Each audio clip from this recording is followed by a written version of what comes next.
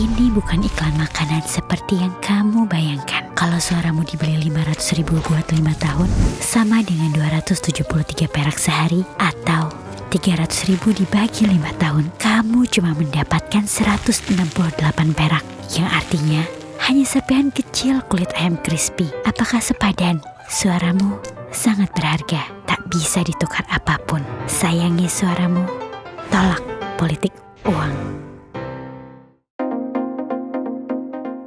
Mantan Gubernur DKI Jakarta Anies Baswedan mengapresiasi lawatan Presiden Prabowo Subianto ke luar negeri yang menurutnya berdampak positif pada posisi Indonesia di kancah internasional.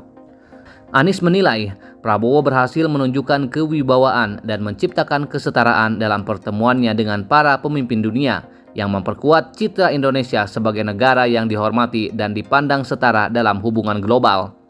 Hal tersebut disampaikan Anies di kediamannya di Lebak Bulus, Jakarta Selatan pada Kamis 14 November 2024. Anies menyatakan bahwa dalam perjalanan internasional yang dilakukan oleh Presiden Prabowo, pertemuan-pertemuan tersebut terlihat produktif dengan keterwakilan Indonesia di hadapan para pemimpin dunia yang tampak berwibawa. Menurutnya, citra Indonesia yang tegas dan berwibawa di kancah internasional sangat penting untuk mengamankan kepentingan nasional sekaligus membangun reputasi sebagai negara yang berkomitmen pada perdamaian dunia. Dalam rangkaian kunjungannya, Prabowo memulai lawatan ke Cina dan bertemu dengan Presiden Xi Jinping serta Ketua Kongres Rakyat Nasional Zhao Leji di Balai Besar Rakyat. Anies menyebut pertemuan ini sebagai wujud diplomasi aktif Indonesia dengan Cina, salah satu negara berpengaruh besar dalam ekonomi global. Prabowo dinilai berhasil menyampaikan pandangan Indonesia terkait kerjasama bilateral dan isu internasional.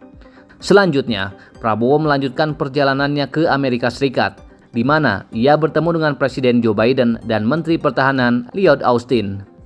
Anies memandang pertemuan ini sebagai bentuk komitmen Indonesia untuk menjalin hubungan erat dengan berbagai negara, termasuk Amerika Serikat yang memiliki posisi strategis di dunia.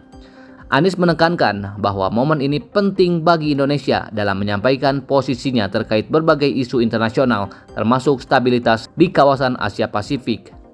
Prabowo selanjutnya berada di Peru untuk menghadiri konferensi tingkat tinggi kerjasama ekonomi Asia Pasifik atau APEC. Di forum ini, Prabowo memiliki kesempatan untuk bertemu dengan para pemimpin negara-negara Asia Pasifik yang menurut Anies merupakan peluang strategis bagi Indonesia dalam memperkuat kontribusinya pada perdamaian dan kemakmuran ekonomi regional. Anies berharap rangkaian lawatan ini membuat Indonesia semakin dikenal sebagai negara yang aktif dalam menjaga stabilitas dan keamanan global. Ia yakin bahwa Prabowo memiliki kapasitas untuk memainkan peran signifikan dalam berbagai isu internasional, termasuk menghadirkan perdamaian dunia. Dengan semakin seringnya keterlibatan Indonesia dalam berbagai forum internasional, Anies yakin citra positif yang dibawa Prabowo akan memperkuat posisi Indonesia di panggung dunia, menjadikannya bagian penting dalam diplomasi dan upaya internasional untuk menjaga perdamaian global.